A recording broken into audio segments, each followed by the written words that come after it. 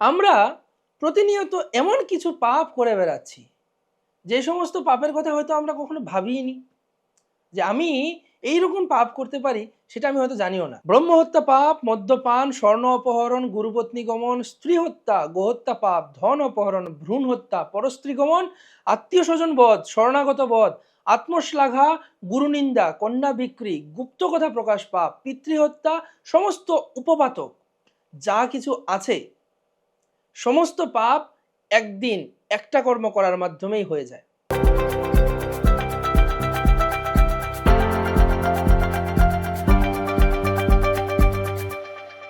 হরে কৃষ্ণ, সবাইকে স্বাগত মিশানো কথায়।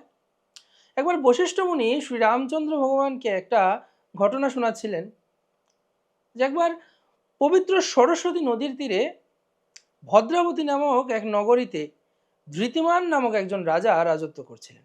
সেই নগরীতে ধনপাল নামে একজন বৈশ্য বাস করতেন। তিনি অত্যন্ত পুণ্যকর্মা ও সমৃদ্ধশালী ব্যক্তি ছিলেন। তার কাজ ছিল নলকূপ, জলাশয়, উদ্যান, মঠ, বাড়ি ইত্যাদি নির্মাণ করতেন। তিনি একজন বিষ্ণু ভক্তিপরায়ণ শান্ত প্রকৃতির মানুষ ছিলেন। সুমনা, দ্যুতিমান, মেধাবী, সুকৃতি ও ধৃষ্টবুদ্ধি নামে তার 5 জন পুত্র ছিল। তার পঞ্চম পুত্র ধৃষ্টবুদ্ধি ছিল অত্যন্ত দুরাচারী। সে সর্বদা পাপ কার্যে লিপ্ত থাকত।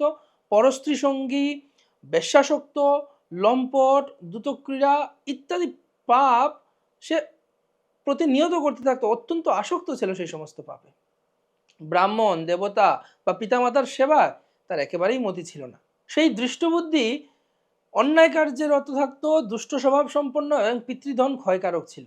সবসময় সে অভক্ষ ভক্ষণ করত এবং সুরাপানে মত্ত থাকত। তার পিতা ধনপাল একদিন রাস্তা দিয়ে যাওয়ার সময় হঠাৎ দেখতে পেলেন যে দৃষ্টবুদ্ধি এক বেশ্যার গলায় হাত রেখে নিঃসংকোচে ঘুরে বেড়াচ্ছে। এই নির্লজ্জ পুত্রের এইরকম দুষ্কর্ম দেখে তিনি অত্যন্ত মর্মাহত হলেন। তার এই কুস্বভাব দর্শন করে ক্রুদ্ধ হয়ে তিনি তাকে গৃহ থেকে বের করে দিলেন। তার আত্মীয় স্বজনও তাকে পরিত্যাগ করলো। সেই দৃষ্টবুদ্ধি তখন তার যে অলংকার আদি ছিল সেই সমস্ত বিক্রি করে জীবন অতিবাহিত করতে থাকলো। কিন্তু এইরকম সঞ্চিত অর্থ আর কতদিন যায়? কিছুদিন চলার পর সেই সমস্ত অর্থ শেষ হয়ে গেল, তার অর্থাভাব দেখা দিল। সেই অর্থের অভাবে ধনহীন অবস্থায় তাকে বেশ্যাগণও তাকে ত্যাগ করলো। অন্ন বস্ত্রহীন দৃষ্টবুদ্ধি ক্ষুধা তৃষ্ণায় অত্যন্ত কাতর হয়ে সে নিজের গ্রামে চুরি করতে শুরু করলো।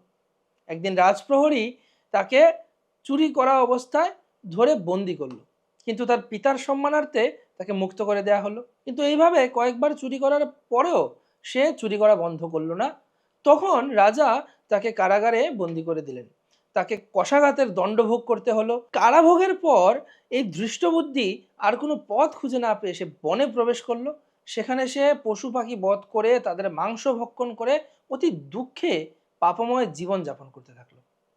এই দুষ্কর্মের ফলে সে কখনোই সুখী হতে পারল না। শাস্ত্রে বলা হচ্ছে, অনেক ভাগ্যের ফলে বৈষ্ণব আসিয়া মিলে। তো এরকমভাবে অনেক সৌভাগ্যের ফলে সহসা একদিন সে কৌণ্ডিন্য ঋষির আশ্রমে উপস্থিত হলো। সে বৈশাখ মাসে কৌণ্ডিন্য ঋষি গঙ্গা স্নান সেরে আশ্রমের দিকে প্রত্যাবর্তন করছিলেন, আর শোকাকুল ধৃষ্টবুদ্ধি তার সম্মুখে উপস্থিত হলেন। ঘটনাক্রমে ঋষির বস্ত্র থেকে, ভেজা বস্ত্র থেকে এক বিন্দু জল তার গায়ে পড়ল, আর সেই জল তার গায়ে স্পর্শ করা মাত্র তার সমস্ত পাপ বিদূরিত হলো। হঠাৎ তার শুভবুদ্ধির উদয় হলো। ঋষির সামনে সে কৃতাঞ্জলি পুটে প্রার্থনা করতে লাগলো, হে ঋষি শ্রেষ্ঠ, পুণ্য প্রভাবে আমি আপনাকে দর্শন করতে পেরেছি, কিন্তু আমি যেন এই যে দুঃখ ভোগ করছি, এই দুঃখ যন্ত্রণা থেকে কিভাবে মুক্তি লাভ করতে পারি তা কৃপা করে আমাকে বলুন। ঋষিবর তখন তাকে বৈশাখ মাসের শুক্লপক্ষে মোহিনী নামক যে একাদশী রয়েছে সেই একাদশী ব্রত পালন করতে বললেন। এই ব্রতের পালনের ফলে মানুষের বহু জন্মার্জিত পর্বত পরিমাণ পাপ রাশি ক্ষয় হয়ে যায়।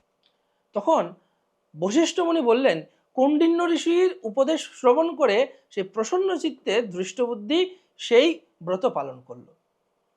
রামচন্দ্রকে তিনি বলছেন তখন, হে মহারাজ রামচন্দ্র, এই ব্রত পালনে সে নিষ্পাপ হলো, দিব্যদেহ লাভ করলো, অবশেষে গরুড়ে আরোহণ করে সকল প্রকার উপদ্রবহীন বৈকুণ্ঠ ধামে সে প্রবেশ করলো। ত্রিলোকে মোহিনী একাদশী ব্রত থেকে শ্রেষ্ঠ আর ব্রত নেই। যজ্ঞ, তীর্থস্থান, দান ইত্যাদি পুণ্যকর্ম এই ব্রতের সমান নয়। এই ব্রতের শ্রবণ কীর্তনে যারা এতক্ষণ ধরে এই ব্রতের কথা শ্রবণ করলেন, বলছেন এই ব্রতের শুধুমাত্র শ্রবণ বা কীর্তনে সহস্র গোদানের ফল লাভ হয়। তো আগামী 19 তারিখ এই মোহিনী একাদশী ব্রত। আমরা প্রতিনিয়ত এমন কিছু পাপ করে বেড়াচ্ছি, যে সমস্ত পাপের কথা হয়তো আমরা কখনো ভাবিনি যে আমি এইরকম পাপ করতে পারি, সেটা আমি হয়তো জানিও না। ব্রহ্মহত্যা পাপ, মদ্যপান, স্বর্ণ অপহরণ, গুরুপত্নী গমন, স্ত্রী হত্যা, গোহত্যা পাপ, ধন অপহরণ, ভ্রূণ হত্যা, পরস্ত্রী গমন, আত্মীয় স্বজন বধ, শরণাগত বধ, আত্মশ্লাঘা, গুরুনিন্দা, কন্যা বিক্রি, গুপ্ত কথা প্রকাশ পাপ, পিতৃহত্যা, সমস্ত উপপাতক যা কিছু আছে সমস্ত পাপ একদিন একটা কর্ম করার মাধ্যমেই হয়ে যায়। যদি আপনি একাদশী তিথিতে পঞ্চশস্য গ্রহণ করেন, অন্ন আহার করেন, একাদশী ব্রত পালন না করেন, তাহলে আপনি এই সমস্ত পাপের ভাগীদার হতে পারেন। আগামী 19 মে রবিবার পবিত্র মোহিনী একাদশী ব্রত মহোৎসব।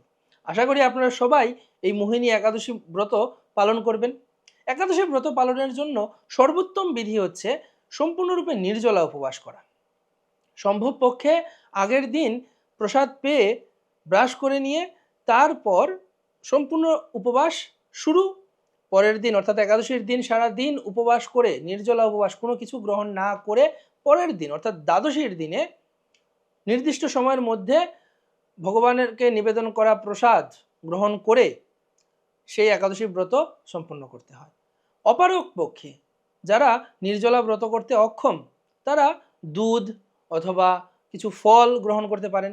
যারা দুধ বা ফল গ্রহণ করার পরেও আপনাদের মনে হচ্ছে যে না, আমাদের শারীরিক কিছু দুর্বলতা বা কিছু অক্ষমতা প্রকাশ পাচ্ছে, তখন আপনারা কিছু সবজি রান্না করে সেগুলো গ্রহণ করতে পারেন। অবশ্যই ঘৃত দ্বারা রান্না করতে হবে।